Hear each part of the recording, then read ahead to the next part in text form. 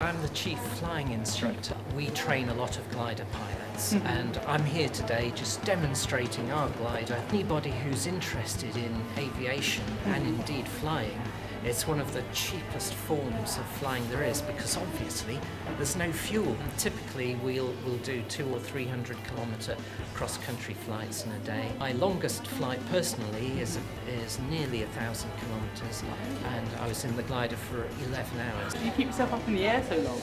Well, the way it happens is that on a good day the sun heats the ground, and then the ground in turn heats the air that's in contact with it. Right. As the air warms up, it becomes less dense, and so it rises, and it produces these thermal currents. Right. And we fly in those thermal currents, turning, climbing upwards.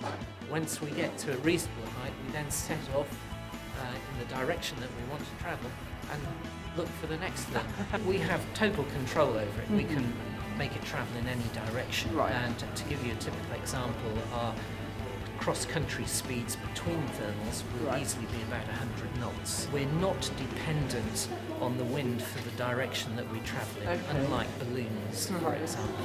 You work very hard to stay up there because you're looking at the air and how to stay airborne and sort of navigate your way around. It's making people think about aerodynamic shapes, designing or making a paper glider that will go as far as possible. So you've got to make it streamlined, make it pointy, give it a bit of thrust to get it going. There are local gliding clubs here.